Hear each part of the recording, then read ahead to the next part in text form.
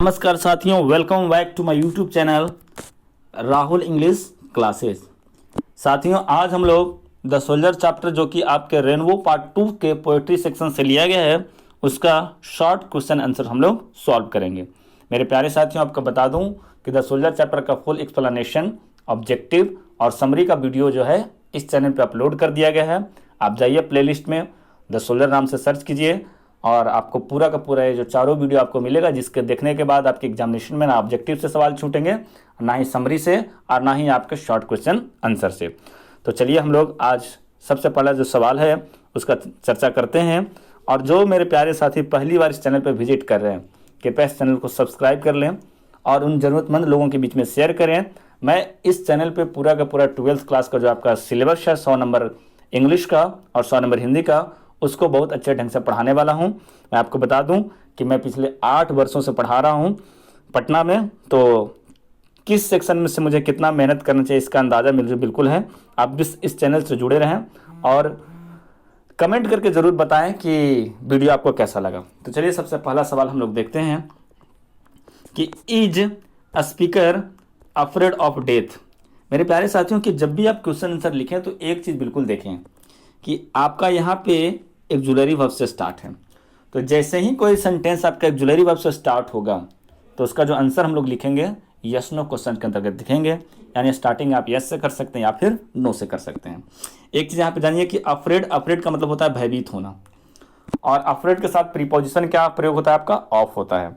अगर आपके एग्जामिनेशन में प्रीपोजिशन से भी अगर सवाल भरने के लिए आता है तो अफ्रेड है तो अफ्रेड के साथ आप ऑफ भरिएगा। तो इसका कहने का मतलब है मेरे प्यारे साथियों कि क्या जो स्पीकर है वो मृत्यु से भयभीत था? तो इसका जो हम लोग जवाब लिखेंगे, no, a speaker is not afraid of death. Speaker जो है वो मृत्यु से भयभीत नहीं है। He accepts death gladly for his motherland. वह अपने मातृभूमि के लिए वह खुशी खुशी क्या करता है? मृत्यु को स्वीकृत करता है, एक्सेप्ट करता है। He says if I die in some corner of foreign field that should be for your England. वह तो कामना करता है कि अगर मैं विदेश के किसी भी कोने में मर जाऊं तो वह जो जगह है हमेशा हमेशा के लिए इंग्लैंड का हो जाना चाहिए। मेरे प्यारे साथियों, यह जो सवाल मैंने सिलेक्ट किया है आपके रेनबो पार्ट 2 बुक से सिलेक्ट किया है, जो आपके बिल्कुल एग्जाम ओरिएंटेड है। मैं आपको बता दूं कि आपके एग्जामिनेशन में 10 नंबर का शॉर्ट क्वेश्चन आंसर होंगे, जो प्रोज सेक्शन से भी होंगे और पोएट्री सेक्शन से भी होंगे। और 10 सवाल में आपको जवाब कितना देना है? 5 का जवाब देना है, और प्रत्येक क्वेश्चन आपको 2 नंबर का रहेगा। तो आप किसी भी प्रकार से 5 सवाल बना सकते हैं, पोएट्री से और प्रोज से। मैंने बिल्कुल एग्जाम ओरिएंटेड सवाल सिलेक्ट किया है जो आपके एग्जामिनेशन में डायरेक्टली पूछे जाएंगे। तो आपके पहला सवाल का जवाब था कि क्या जो स्पीकर है, स्पीकर का मतलब है खुद लेखक जो एक सोल्जर हैं, वह मृत्यु से भयभीत थे? तो नहीं, वो बिल्कुल मृत्यु से भयभीत नहीं थे। वह मृत्यु को खुशी खुशी एक्सेप्ट करते हैं अपने मातृभूमि के लिए, और वो इस चीज़ की कामना भी करते हैं कि अगर मैं विदेश के किसी कोने में मर जाऊं तो वह जो जगह है हमेशा हमेशा के लिए इंग्लैंड का हो जाना चाहिए। तो चलिए मेरे साथियों, इसके बाद हम लोग नेक्स्ट सवाल देखते हैं। इसके बाद आपका अगला सवाल है कि if at all he dies in battle how would he like to be remembered. At all का मतलब होता है साथियों बिल्कुल भी, और एट ऑल का मतलब होता है किसी प्रकार। तो यहाँ पे जो आपका सेंस निकलेगा किसी प्रकार निकलेगा। सवाल बनता है कि अगर वह किसी प्रकार युद्ध के मैदान में मर जाए तो how I'd he like to be remembered, उसे किस प्रकार याद रखा जाना चाहिए? तो इसका जो जवाब है मेरे प्यारे साथियों कि if at all he dies in the battle field, मतलब वह किसी प्रकार युद्ध में मर जाता है, he would like to be remembered as unforgettable soldier who was never afraid of death. अगर वह युद्ध के मैदान में किसी प्रकार मर जाए तो ना भूलने वाले। अनफॉरगेटेबल का मतलब क्या? जिसे हम लोग भूल नहीं सकते हैं। एक ऐसा सोल्जर जिसको भुलाया नहीं जा सकता है, जो कि मृत्यु से भयभीत नहीं था।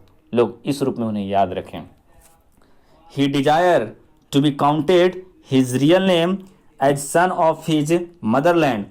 उनकी इच्छा है कि लोग उनको मरने के बाद एक वीर सपूत यानी रियल सन, वास्तविक बेटा अपने मातृभूमि का, इस रूप में वो क्या करें? याद रखें इनको। यानी मातृभूमि का वीर सपूत, वास्तविक बेटा में की तुलना में चाहे संज्ञा में उनको क्या करें? याद रखें।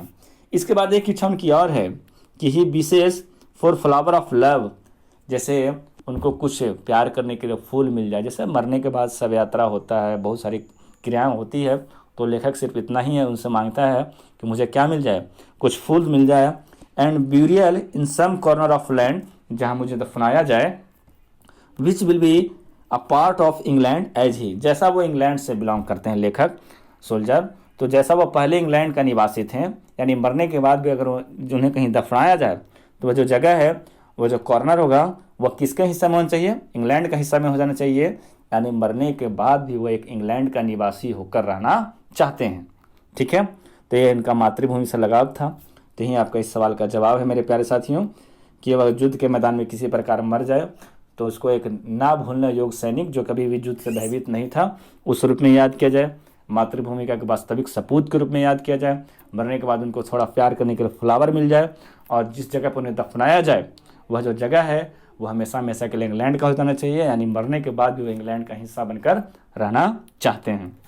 तो ये आपका दूसरा सवाल का जवाब था। इसके बाद हम लोग तीसरे सवाल की तरफ बढ़ेंगे। सवाल आपका है, how can some corner of a foreign field be for ever England, यानी किस प्रकार विदेश का कोई भी जो कोना है वो हमेशा हमेशा के लिए इंग्लैंड का हो जाए।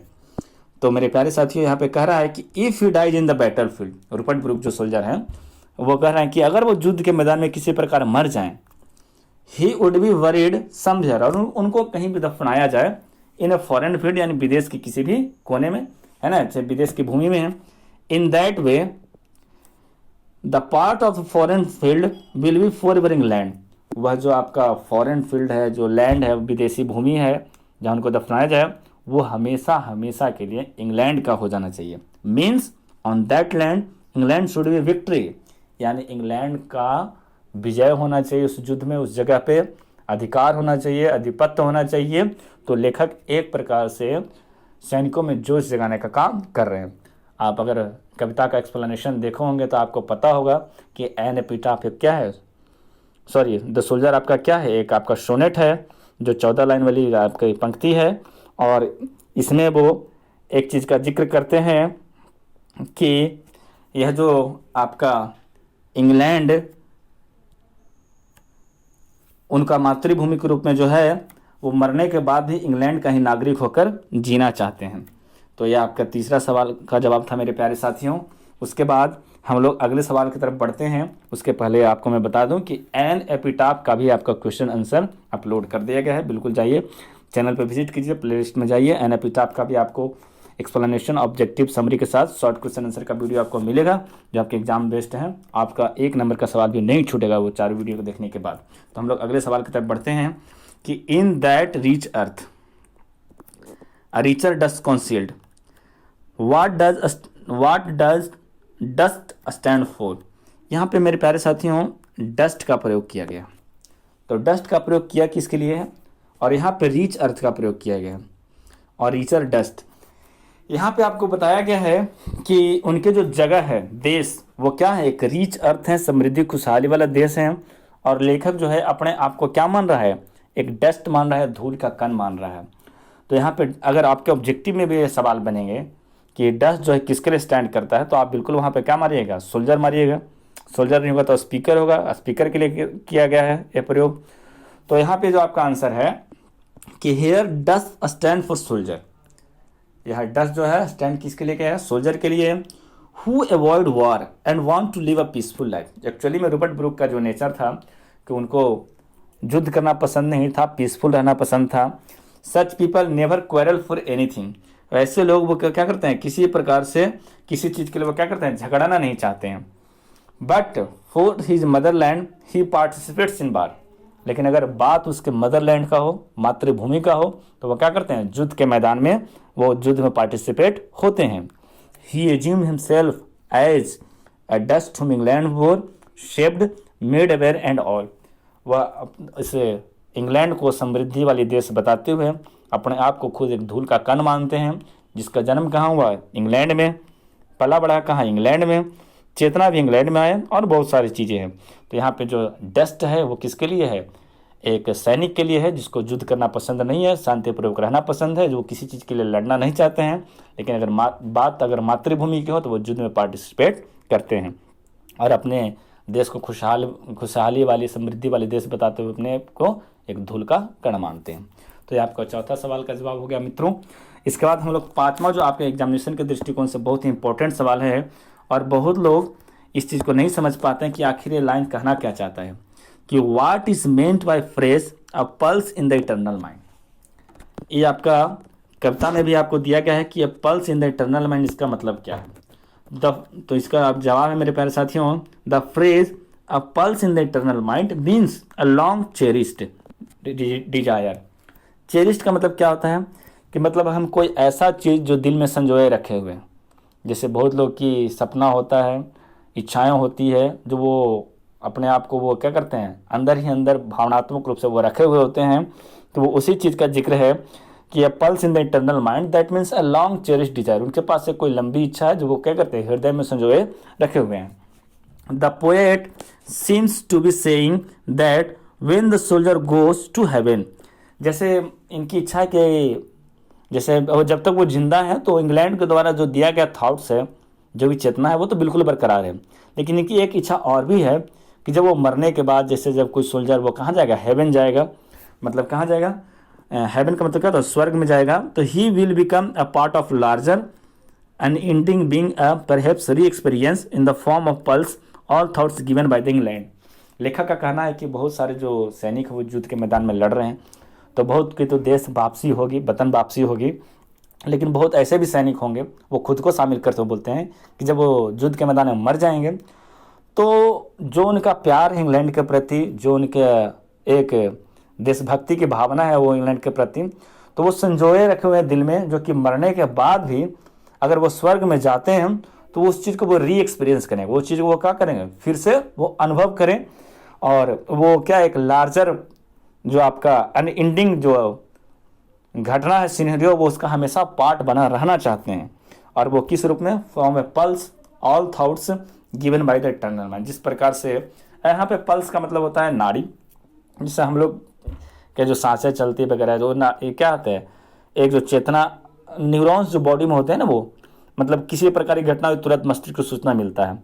तो ये जो चेतना है वो तो क्या उनके शरीर के पूरा तंत्र जो होती है, आपका जो पल्स है, जिस रूप में शरीर में क्या होती है, सूचनाएं आदान प्रदान होती रहती है। तो मरने के बाद भी लेखक का जितना लगाव इंग्लैंड से था, वो सब सारी चेतनाएं, अगर वो स्वर्ग में जाते हैं, अगर कोई सैनिक मरने के बाद जाता है, तो उनका जो एक्सपीरियंस है वो परहैप्स वो क्या फिर से दोबारा होता रहे। और किस रूप में, जो थॉट्स इंग्लैंड के द्वारा दिया गया है, जो भावना इंग्लैंड के प्रति बना वो हमेशा क्या रहे, बने रहे। तो यही आपका मतलब कहने का मतलब था कि ये pulse in the eternal mind का मतलब क्या है। ये एक लॉन्ग चेरिश डिजायर है जो लेखक अपने दिल में वह क्या है संजोगे रखे हुए हैं। बोलते हैं कि जब वह हेवन जाएंगे तो वह क्या करेंगे, बहुत सारे सैनिकों के बीच जैसे मिलेंगे, तो वो जो परहैप्स जो री एक्सपीरियंस है वो फिर से वो बना रहे।